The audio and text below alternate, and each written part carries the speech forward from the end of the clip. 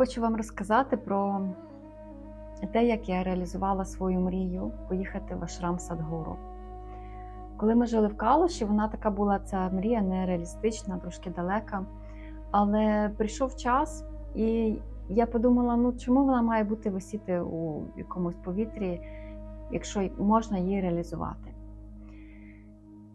І це бажання було таке, коли ти не хочеш, а знаєш, що ти там будеш. На 100%. Десь глибоко всередині ти знаєш, що ти там маєш бути і будеш. Коли я приїхала в Ашрам, то мене здивував оцей великий такий контраст. Дорога від аеропорту, 40 хвилин на таксі. І коли ми перетнули ворота Іша-центру, це була така ідеальна чистота і ідилія порівняно з тим, що за межами цих воріт відбувалося. Пил, багато людей. Така атмосфера трошки сумна, треба було себе налаштовувати на те, щоб на тебе не повпливало це все, це, що ти бачиш. Хто знає приблизно, що таке Індія, той може собі уявити. Худі люди, худі тварини, так, не дуже весело. Все сіре, все коричневе і в таких тонах. І тут ми заїжджаємо в Іша-центр, і все настільки прекрасно, зелено і квітуче. Мені дуже сподобався цей ашрам. Я пробула там 1 тиждень всього-навсього, але це незабутні враження. В аеропорту я загубила свій чемодан. І мені довелося залишитися в тому одязі, в якому я приїхала. Це зимові кросівки, зимовий одяг. Я купила деякий одяг, але не було в мене взуття, тому я вирішила ходити боса. І так це для мене звично. В селі завжди, коли я була маленька, я ходила боса. Я любила ходити боса. І було моє здивування, що вечором мої ноги були чисті. Наскільки там ідеальна чистота. Коли ти заходиш в туалети, в туалетах навіть натяку немає на запах. Тобто настільки все продумано, кожна дрібниця.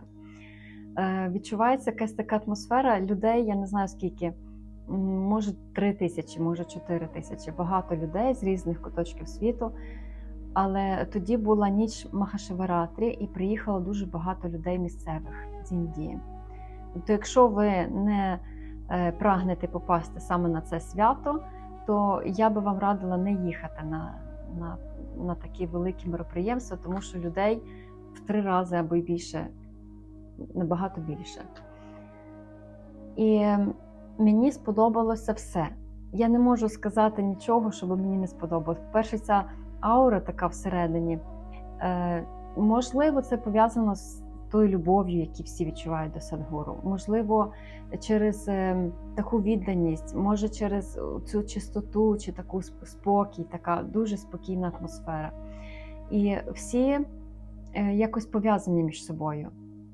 Може це через те, що ми всі приїжджають туди, ті, хто прагне себе покращити, ті, хто хоче досягнути якогось рівня духовного, матеріального і взагалі всіх аспектів життя. І це налаштовує на таку єдність серед людей. Тобто навіть якщо ти поїдеш сам, все одно знайдеш якихось собі друзів, однодумців, і це не обов'язково навіть і знайомитись, тому що сама аура, вона дуже така розслабляюча, дуже красива, і всі почуваються такі, єдина комуна така. Є 2 басейни на території ашраму. Це жіночий басейн, така сакральне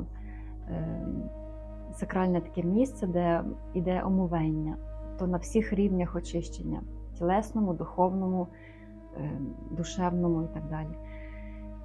Туди заходиш і просто неймовірна краса. Це такий невеличкий басейник, водопадик такий, і сидить дівчинка, яка нагадує, якщо хтось говорить або пливе, плисти не можна, просто ходити з мантрами чи з молитвами. Але це таке сакральне очищення, тобто дуже красиве місце. І дійсно виходиш, відчуваєш деяке оновлення. Є чоловічий басейн, він набагато більший. І теж дуже красиво, дуже все гармонійно, продумано, ідеальна чистота, ці камені, це все дуже грамотно зроблено. Дуже красиво. Мені сподобалась їжа. Перший день було трошки некомфортно, тому що дуже такі довгі коврики, ми на них сідаємо, дуже така ідеальна чистота, там є умивальники, спеціальний порошок для рук, все продумано. І їсти треба руками. І перший день це був такий якийсь внутрішній бар'єр, тому що багато людей, тишина ідеальна, ніхто не розмовляє, всі сидять умиротворено, і ти їш руками. Але насправді це дійсно налаштовує на такий перший контакт з їжею, ознайомлення з їжею, обмін енергіями з їжею. І ти настільки звикаєш, що коли вже я приїхала додому назад, то я люблю їсти руками через це, через такий досвід. І кожен, хто там сідав їсти на підлозі, такі коврички, нам давали бананові листя, і на бананові листя накладали їду. І все відбувалося як не стільки як столова, як їда, а як практика вдячності, практика медитації. Такий процес дуже таїнство. Всі мовчать, і я помітила, що першу 1-2 хвилини ніхто не розмовляє, просто складають руки в намасте, або просто закривають очі і 1 хвилину дякують, налаштовуються на прийом їжі. Тобто це таке сакральне дійство, їжа. І це дуже правильно, я рахую, що це дуже допомагає взагалі для кожної людини, незалежно від віри і від бути вдячним. І хочу сказати декілька слів про Садггуру. Можливо, не всі знають, але ті, хто в темі, ті точно знають, наскільки він великий вплив робить для екосистеми на землі. У нього є проєкт Save Soil називається. Це проєкт на рівні ООН, на рівні екосистеми і політичних змін в екосистемі. Тобто він їздить по різних країнах і закликає семінарами звернути увагу на ґрунт. Тому що ґрунт – це органіка і живлення 80-90% всієї планети. Якщо років 100 назад ми могли з'їсти 1 апельсин і отримати ті самі мікроелементи, то зараз нам потрібно з'їсти 5 апельсин, щоб отримати ті самі елементи, мікроелементи і вітаміни. Тобто це дуже важливо, не виснажувати ґрунт. Тому що, як показує сумна статистика, ґрунт виснажується. Він має таку властивість, якщо його годувати цими хімікатами. І це довга історія, але він робить великий проєкт по збереженню екосистеми. Починалося все з річки Кавері, яка має довжину 800 кілометрів. І вздовж цієї річки є понад 5 тисяч сіл. Тобто вони були на грані вимирання, якщо би висохла ця річка. А висохнути вона вже мала за декілька років. Він її повністю відновив, він її спас. Були залучені фермери, місцеві фермери. Це є 176 тисяч фермерів, які перейшли на садівництво, від тваринництва на садівництво. І це допомогло укріпити і збагатити ґрунт посадкою дерев. Тобто це дуже були великі зміни відбулися в Індії і взагалі в цій всій екосистемі. Садггуру побудував 10 шкіл. Якщо ти робиш свою справу добре, незалежно, що ти робиш. Якщо ти робиш її якісно, якщо ти робиш її щиро, від щирого серця, з любов'ю, то це люба справа, вона з'єднує тебе з Творцем. І це дуже мені сподобалося, тому що не потрібно якихось зовнішніх ритуалів. Є внутрішня така, як совість, як зацікавленість, і люба справа тебе з'єднує з Творцем, якщо ти робиш її якісно. Ви уявіть собі на секунду, що всі люди на землі будуть робити добре свою справу, незалежно від того, дивиться на них хтось чи не дивиться, бачить їх, чи визнають їхню таку заслугу чи ні, але вони це роблять, щоб з'єднатися з Творцем. Це дуже красиво. Я говорю часто в своїх медитаціях про те, що є такі речі зовнішні, на які ти не завжди можеш повпливати, на які не завжди треба впливати. Але тільки від тебе залежить твій внутрішній стан. Це те, що я взяла від Садгуру, що мені дуже сподобалося. Твій внутрішній стан залежить тільки від тебе. Коли ти зранку прокидаєшся, ти обираєш одяг. Так само ти обираєш свій настрій і кажеш собі: сьогодні я вибираю радість, сьогодні я вибираю світити. І це дуже надихає, це дає такі, знаєте, крила, які піднімають тебе над рутиною. І ти знаєш, що ти творець свого дня сьогодні. Я не кажу про роки, але якщо дивитися на тут і зараз, то все залежить від нас. Дуже важкі бувають життєві обставини, я не дивлюся на все в розових кольорах, але є завжди вихід з ситуації, є завжди такі причини, які роблять нас кращими. Оці всі труднощі, вони нас роблять сильнішими. Всі прекрасні речі, дари, це дари, це робить нас більш радісними. Тобто ми тут на землі, і це вже безпрограшний варіант. Ми вже виграли через те, що ми тут, на цій прекрасній землі. Мені дуже сподобався ранок в Іша-центрі. Ми прокидалися в 4:30. Я не знаю, чи завжди є такі правила, але для тих, у кого є програма, заради якої він приїхав в Індію, в цей ашрам, у них є програма. Така-то година підйом, такі-то практики, такі-то правила і так далі. І мені так сподобалося, це 4:30, всі бадьорі, так якби вони не спали. І я говорю, всі, це про 1000 людей. І всі йдуть, роблять на 20 хвилин гігієну ранішню і на спільну молитву на вулицю. Це така велика площадка в центрі Іші-центру. На вулиці ще темно. І це так заворожуюче, коли 1000 людей співають одну і ту саму мантру темно, і на фоні цього темного неба, ще світанку, видно така величезна гора. І ти співаєш мантру, і це така спільна енергія високої, на той момент, напевно, найвищої вібрації. І ти робиш практику разом з усіма, і чуєш голос Садгуру, який звучить через колонки, через запис, але разом з ним ти промовляєш цю мантру. Це дуже заворожує, дуже красиво. І перший день, можливо, другий, я запізнилася десь на 10 хвилин. І мені дуже сподобалося таке правило, що якщо ти приходиш вчасно, ти заходиш попри такі маленькі ворота, там стоїть людина, яка пропускає, і йдеш у центр до спільної практики. Але якщо ти запізнився, то всі ворота маленькі тебе не пустять. Ти вже за тими воротами і почуваєшся трошки так, як трієшниця, знаєте. І тому я вже ні разу не пропускала.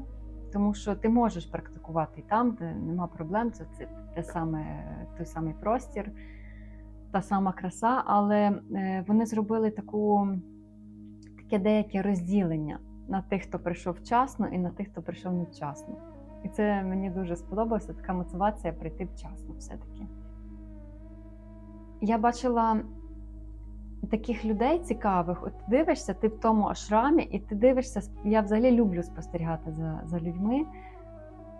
От так дивлюся на них і просто щитую інформацію без всяких думок, без осуджень, без там, або якоїсь своєї власної думки.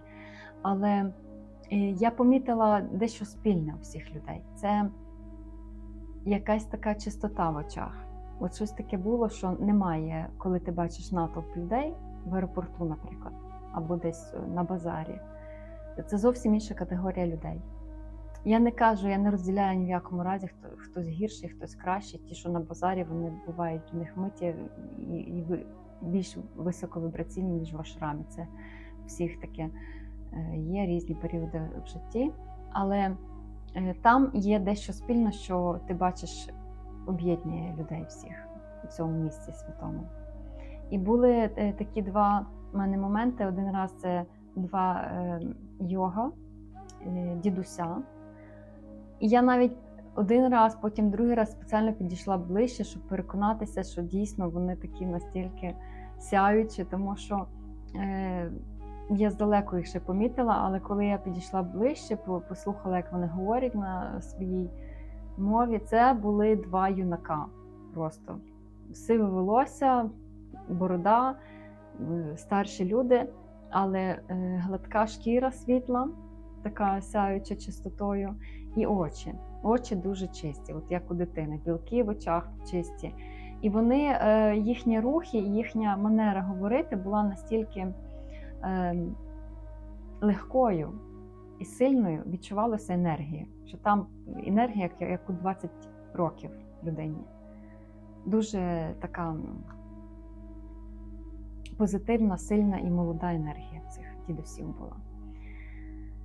І ще коли я спостерігала за жінками, то це була особлива категорія жінок, які приїжджали самі, без нікого. Можливо, це були інструктора йоги, я не знаю, але дуже такий в них був спокій. От видно, що ця жінка чи дівчина, вона щаслива, незалежно, вона сама чи з кимось, але вона щаслива, вона сама з собою щаслива, самодостатня. І це не егоїзм, це така внутрішня сила, внутрішній стержень, і таких жінок я там бачила багато. Тобто ті, що приїхали, можливо, не перший раз, але закохані в той духовний шлях, який показує Садгуру, і такі дуже сильні жінки. І мені сподобався той момент, я його ніколи не забуду, коли Садгуру зайшов в наш конференц-зал. Це було таке велике, величезне приміщення, дуже грамотно зроблено, тому що в Індії жарко весь час, і воно вміщало десь 3000 людей. З одної сторони наверху, вище 30 метрів, була така арка, яка була без скла, без стіни, і з іншої, протилежної сторони, теж арка. І продувало повністю свіже повітря весь час. Всі сиділи на таких ковричках солом'яних, на килимку великому, і заходить Садгуру. І в ця мить, ясно, що там, коли ти дивишся відео з дому, ти не бачиш тої атмосфери, і не чуєш її, і не відчуваєш, наскільки і пішла хвиля такого захвату. Це не порівняти з тою ейфорією, коли ти десь на концерті або десь там бачиш якусь зірку. Це просто такий внутрішнє блаженство. Він зайшов, і я відчула таку любов, коли немає жодної думки в голові. От просто є ти, є абсолютна 100% усвідомленість, де ти, для чого ти і що ти тут робиш, і така ясність дуже сильна, і любов. Це два таких сильних відчуття – любов і ясність. Ти сидиш і просто розчиняєшся в цій любові, без всяких там емоцій, без всяких скачків емоційних. І сльози самі течуть по щоках, і ти просто є в любові і у такій відданості до цієї великої людини. Він просвітлений, це я можу сказати гарантовано 100%, тому що подібного нічого я ніколи не відчувала в своєму житті. Мені сподобалось все, буквально. Якщо у вас є така можливість, то я дуже раджу поїхати. Там є програми на 7 місяців, на 3 місяці, на тиждень. Дуже великий вибір. Ціни дуже невисокі. Тобто, якщо порівняти з канадськими, то це взагалі дуже мало. Наприклад, за тиждень проживання я заплатила, не пам'ятаю точно, але $120 чи $130 проживання в ашрамі. Але одна порада, що я би хотіла вам озвучити, це брати якомога дорожче житло. Тому що якщо там є різні такі рівні проживання, і Цей, що я взяла, це середній рівень був, тому що я все-таки йог і наша мені розкіш і так далі. Але на наступний раз, якщо мені дасть Бог поїхати, я візьму найвищий рівень, тому що цей середній рівень він розділяв кімнати гіпсокартоном. І цей гіпсокартон не доходив до верху. Тобто стеля була з'єднана з усіма кімнатами, і можна було чути абсолютно кожний шорох, що відбувається в сусідній кімнаті. Хтось говорить довго по телефону, хтось там робить свої справи, гігієни. Все чути дуже, дуже сильно, дуже інтенсивно. Тобто краще, якщо є можливість, взяти дорожчу кімнату, щоб не було цього такого некомфорту. Бажаю всім здійснення мрій, всіх благ, щастя, любові. І я хотіла би ще сказати декілька слів про об'єднання всіх релігій. Я мрію, щоб всі релігії об'єдналися у мирі і в любові, щоб не було такого розділення. Це наше, це не наше. Є різні епохи життя, коли в одну епоху приходять одні вчителі, просвітлені. Просвітлені – це всі 7 чакр енергетичних центрів, у них активні, відкриті. Тобто вони з'єднані з любов'ю Творця. Не в переносному якомусь красивому ліричному сенсі, а в буквальному сенсі.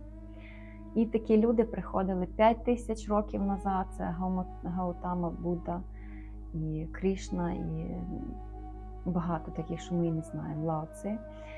І 2000 років назад це Ісус Христос. До речі, в Індії його знають, і дуже сильно поважають. І сам Садгуру про нього не раз говорив, як про великого найбільшого вчителя. Тобто я би дуже хотіла, щоб не було цього такого розділення, бо воно є зараз. І я думаю, що найближчим часом воно розчиниться. І всі будуть просто мати одну релігію. Це любов до себе, до ближнього. І одного Творця, якому є багато назв. Багато назв залежно від місця, від країни, від національності і так далі. Будьте щасливі!